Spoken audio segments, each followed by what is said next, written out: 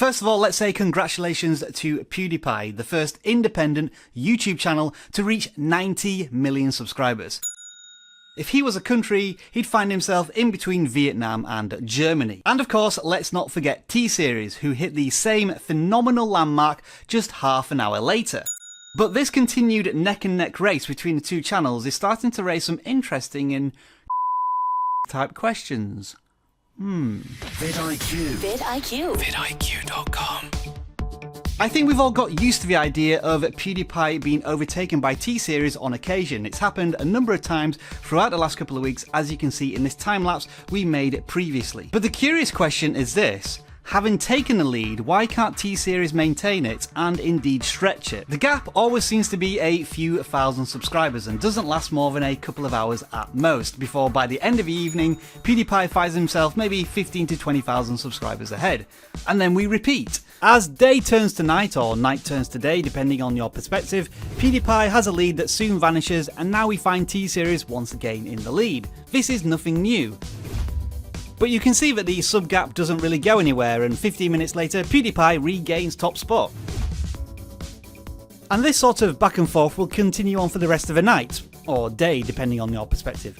One channel stretches out with a small lead before quickly being reined in one way or the other. Now, you could maybe accept this happening for 1 or 2 nights in a row, or some massive PewDiePie campaign of the likes we've seen before, propelling him hundreds of thousands of subscribers ahead. But no, this seems different. This type of subscriber fluctuation has been going on for 2 weeks, almost as if it's been controlled on purpose, to help each channel feed off of the continued media interest and help both channels hit 90 million subscribers at almost exactly the same time. It just doesn't make sense for T-Series to catch up, find themselves against the entirety of the YouTube community, get past all of those campaigns, and then still not be able to jump ahead of PewDiePie for longer than 24 hours. So what is going on here?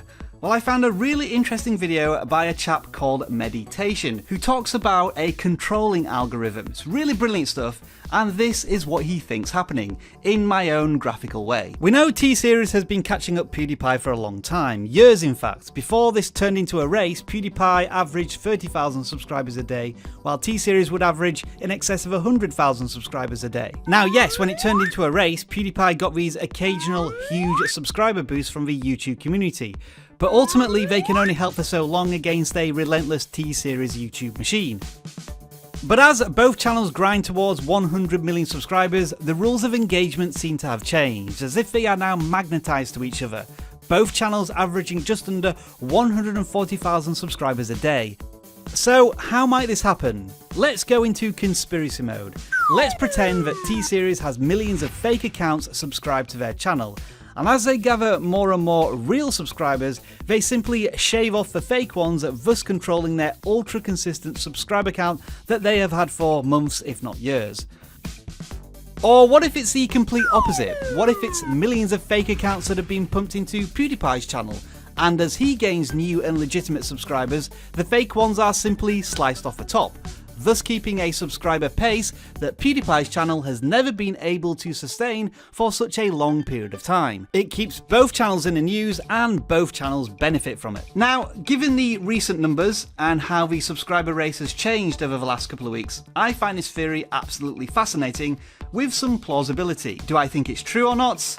Well, since we're not taking sides in this race, we're going to let you decide in the comments below, or if you have any alternative conspiracy theories, yeah, we'd love to read about them too. I've also just remembered that YouTube is clamping down on conspiracy videos, so I'm going to have to make sure not to include that word in my tags, titles or descriptions. I wonder if search and discovery on this video is going to be affected. If it is, conspiracy! Stop saying that word! At current pace, in just 2 months, one of these channels is going to hit that fabled number, 100 million subscribers. Which one's going to get there first? Yeah, I don't know.